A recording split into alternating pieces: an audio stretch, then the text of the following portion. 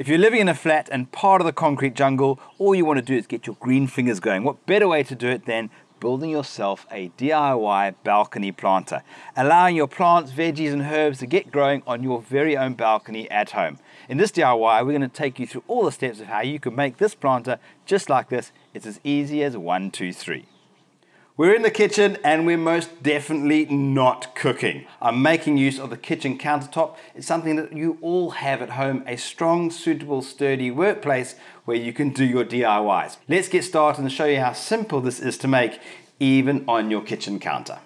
Here's all the materials we're going to be using for the structure.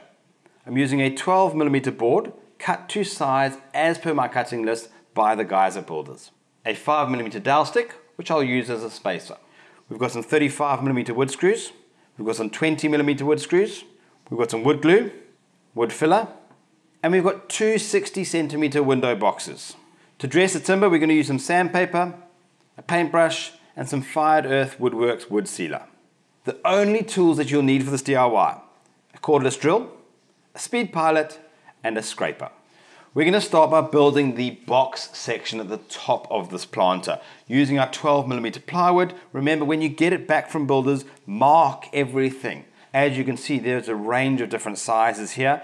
Mark it all up so you know which piece to use in which part of the DIY.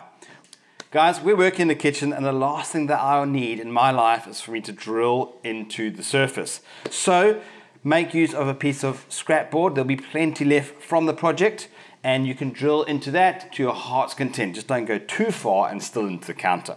So when we're measuring up and marking exactly where we need to drill for our box sections, just use another piece, strike that across there like that, and then you've got the exact thickness of the timber. X marks the spot, and then we're going to drive our speed pilot all the way through there. You've got it in the middle position, which is going to ensure that goes into the middle of the mating piece of timber. Exactly the same for all the box pieces. A good double check just to make sure I don't go too deep. Now we're working quite close to the edge here, as you can see, so that's why it's a good idea to make use of a clearance hole and a countersink as well. Otherwise that screw is going to burst out on that timber. Now we're going to do our first box section, one piece on either side. And don't forget wood glue in between that mating surface. We'll use these 20mm screws. If you've got clamps available, you can clamp this into position, hold it a bit tighter. We're building a garden planter for outside, so it doesn't really matter if it's a little bit off. It's going to have that rustic look anyway. There's our box section complete. I need 3 in total, so I'm going to carry on doing exactly the same thing for the other 2. Third box is complete. We'll pop that down. We now need to join those 3 together, and that's where we use the leg section. Now the leg I've made out of also the 12mm ply, but I've glued 2 pieces together. Right, we've got our 4 leg pieces. Open them up, put some wood glue in between, wind that all the way through. I like to put it on the outer edge, just allow it to squeeze all the way out on the sides. Flip that over, and then we'll just mark, X marks the spot, just randomly either end, not too close to the sides, some in the middle. Remember, it doesn't matter the exact positioning of these screws because you are going to countersink them and cover those holes up with wood filler. There's one leg complete. Put that aside, carry on with the other 3, and then don't forget to fill each one of the holes with some wood filler. You don't have to fill the holes with wood filler if you don't want to. I just think it makes it look nicer at the end of the day. Remember, when applying your wood filler, try not to put too much. If you do, just rub off the excess. Otherwise, it just means more work sanding that down later on. The wood fill is done. I've filled in all my holes. Put that aside, allow that to dry. In the meantime, we can start on the bottom section where the shelf is. In building the shelf section, we've got our 2 pieces, one for the front and one for the back. Now, I've got a slat either side where I'm going to put in 2 screws, 2 screws, 2 screws, 2 screws, and that'll hold that rigid. Then the rest of the slats you're going to evenly space out all the way through the shelf section. First of all, let's drill all those clearance holes with our speed pilot. I'm actually going to make use of 2 dowel sticks. Now these are 5mm dowel sticks. Put 2 of them into place, slide that up, and that's going to act as an even spacer. I've set these dimensions to work with a 5mm dowel stick. Our shelf section is complete. Fill in all the holes with some wood filler and allow it to dry before you sand it. Right, it's time to start assembling our structure.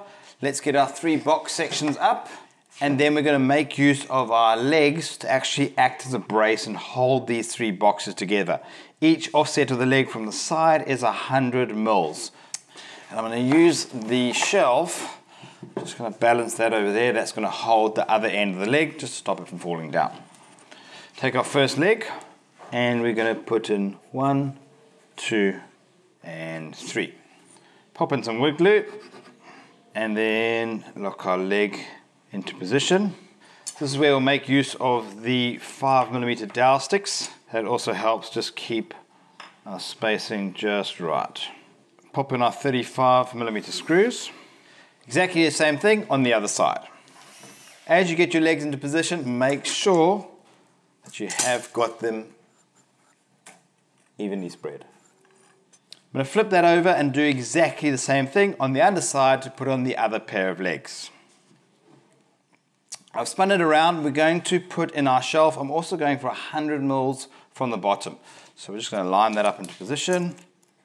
Quickly measure all 4 legs, 100 mils. This is the bottom of the leg, so we want it to be a little bit stronger on the brace. So we're going to put in 2 screws, there and there. Right, those 2 are done. Let's flip it over and do the other side. Our structure is complete. All that we need to do now is put some bracing in the center. This will stop our basins from actually falling all the way through when we pop them in the top. So we need basically 2 in the middle here and then 1 either side to catch the underside of these basins. It also helps hold the drip tray in place. So our last 4 pieces left over. Let's see, we're going to have 2 in the center, with a slight offset in between them, and then 1 either side. Got our slats into position, a little bit of wood glue. Okay.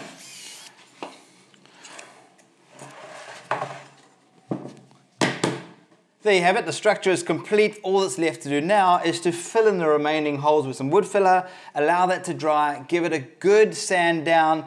As for the sealer, I'm using the Fired Earth Woodworks wood sealer. Really cool stuff. It's got built-in stain and it's suitable for exterior use. The nice thing about it also is it's water-based, so it's easy for your cleanup operation afterwards.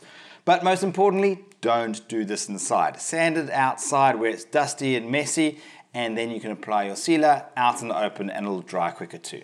The DIY is complete and I've showed you how simple that really is to make. The most important thing to do is that you give it a go. Get out there and convert that concrete jungle balcony of yours into something warm and inviting. And most importantly, you get to get your green fingers going and start growing. If you enjoyed this clip, like it, share it, leave me a comment. You can also subscribe to the Builders Fan YouTube channel where there's a range of product reviews and DIYs just like this for you to get stuck in and make yourself.